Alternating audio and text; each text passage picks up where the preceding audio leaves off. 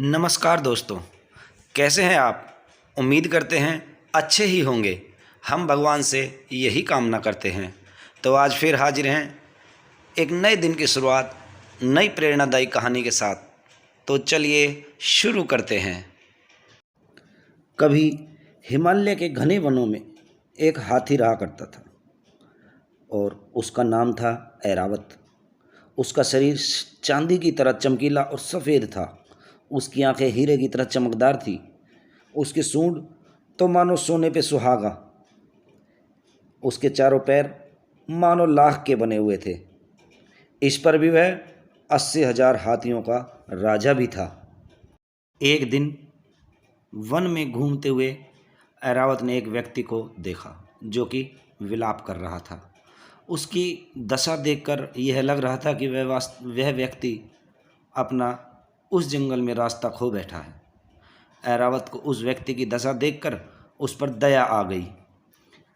उसने उस व्यक्ति की सहायता करने के लिए सोचा और व्यक्ति की ओर बढ़ा। लेकिन जैसे ही हाथी उसकी तरफ आ रहा था तो व्यक्ति ने सोचा कि ये हाथी उसे मारने आ रहा है और वह दौड़कर भागने लगा।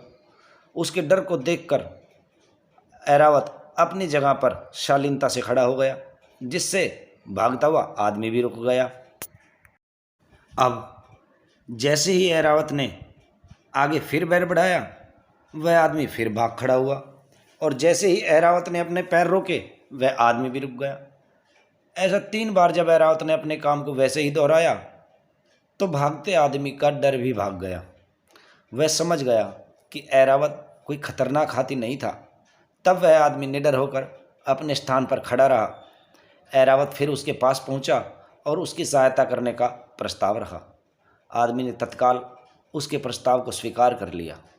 ऐरावत ने उसे तब अपनी सूंड से उठाकर कमर पर बिठा लिया और अपने निवास स्थान पर ले जाकर सभी प्रकार के फलों से उसकी आवभगत की। अंततः जब उस आदमी की भूख प्यास शांत हो गई तो ऐरावत ने उसे दोबारा अपनी कमर पर बैठाकर जंगल के बाहर उसकी बस्ती की तरफ उसके घर के पास उसे छोड़ आया।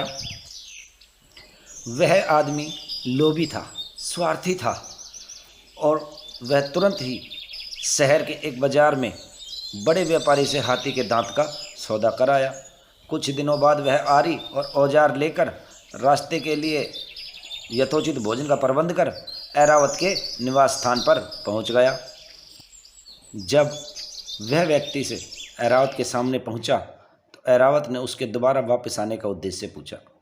उस व्यक्ति ने जब अपनी निर्धनता को दूर करने के लिए उसके दांतों की मांग की। उन दिनों ऐरावत दान परामी होने की साधना कर रहा था, इसलिए उसने उस आदमी की याचना को बहुत ही जल्द स्वीकार कर लिया और उसकी सहायता के लिए घुटनों पर बैठ गया ताकि वह व्यक्ति उसके दांतों को आराम से काट सके। उस व्यक्ति ने शहर से लौटकर ऐरावत के दांतों को बेचा और उनकी भरपूर कीमत भी पाई, मगर जितना धन मिला उतने धन से उसका लालच और भी बढ़ गया। वह महीने भर में फिर ऐरावत के पास पहुंचकर उसके शेष दांतों की मांग कर बैठा। ऐरावत ने उसे निराश नहीं किया, बल्कि उसके सामने अपनी सहमति स्वीकार कर ली। कुछ ही दिनों बाद वह लालची व्यक्ति एक बार फिर ऐरावत के पास पहुंचा और उसके शेष दांतों को भी निकाल कर ले जाने की इच्छा जताई। दानपरायण ऐरावत उस व्यक्ति की इस याचना को भी सहज स्वीकार कर लिया। फिर क्या था, क्षण भर में आदमी ऐरावत के मसूड़ों को काट कर छेद कर उसके सारे जाड़ और दांत जड़ सहित निकाल लिए और अपने शहर के लिए तत्काल वहाँ से निकल पड़ा। खून से लथपथ, दर्द से व्याकुल कराता हुआ ऐरावत फिर जीवित न रह सका और कुछ देर बाद ही उस ऐरावत हाथी ने दम तोड़ दिया। लौटता लोभी जब वन की सीमा भी पार नहीं कर पाया था, तभी धरती अचानक फट गई और वह आदमी काल के गाल में समा गया।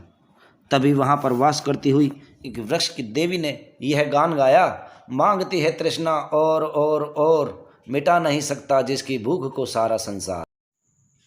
कहानी अच्छी लगे तो लाइक और शेयर ज़रूर करना और चैनल को सब्सक्राइब करना, और हाँ, कमेंट करना ना भूलें।